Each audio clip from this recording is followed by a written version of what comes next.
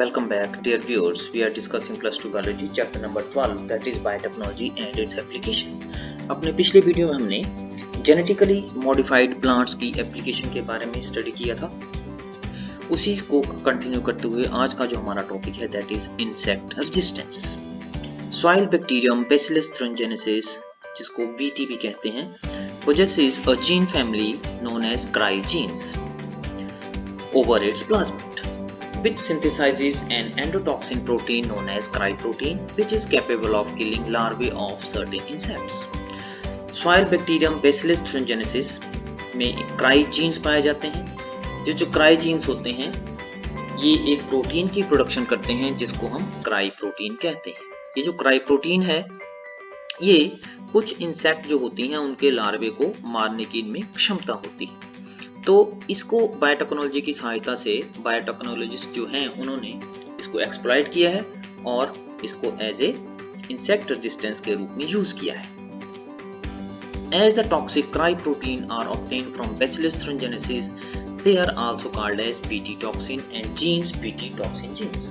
क्योंकि ये cry protein Bacillus thuringiensis से हमें प्राप्त होते हैं इसलिए इस टॉक्सिन को BT टॉक्सिन भी कहते हैं। BT stands for Bacillus thuringiensis और इसी प्रकार से जो जीन्स हैं उनको BT टॉक्सिन जीन्स कहते हैं। BT toxin genes have been cloned from the bacteria and have been incorporated in many plants like cotton। तो जिस प्लांट में ये जीन्स होंगे उसको वैसे ही BT नाम उसके साथ लगा देंगे, जैसे BT cotton, BT corn, BT rice, BT potato, BT soybean and so on।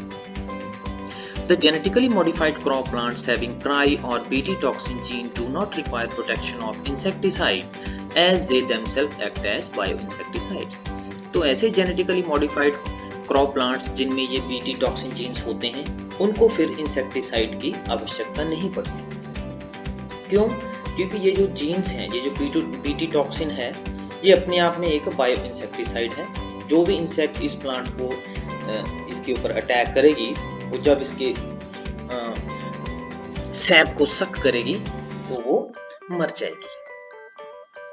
Some common insects affected by cry proteins are lepidopterans, जैसे इसमें tobacco bud worm है, army worm है, coleopteran है, beetles हैं, dipterans हैं, जैसे flies हैं, mosquitoes हैं, तो इनके अगेंस्ट ये इफेक्टिव है। अब यहाँ पर एक क्वेश्चन आता है, why does this toxin not kill the bacillus? ये जो टॉक्सिन है ये Bacillus thuringiensis जो बैक्टीरिया है उसको क्यों नहीं मार देता है?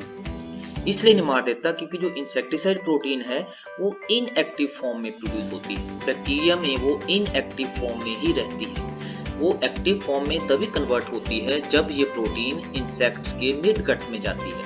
वहां पर जो pH है वो चेंज होती है, एल्कलाइन मीडियम में इट बिकम्स एक्टिव और वहां पर एक्टिव होने के पश्चात एज ए पॉइजन एक्ट करती है और वो इंसेक्ट को मार देती है।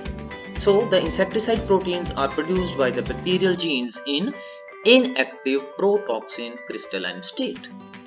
As an insect feeds over the plant, the inactive protoxin crystals pass into its gut, where alkaline pH and digestive enzymes solubilize the crystals and convert protoxin into toxin.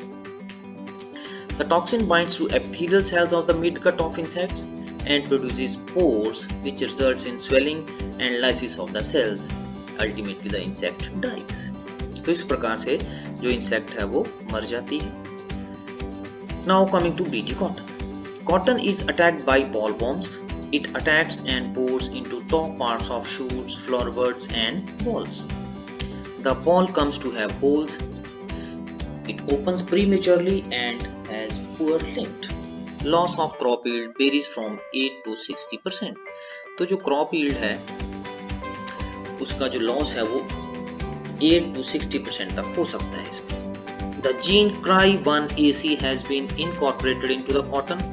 The genetically modified cotton crop is called BT cotton as it contains BT toxin genes against the bollworm. Similarly, Cry1AV gene has been introduced in BT corn to protect the same from the corn borer।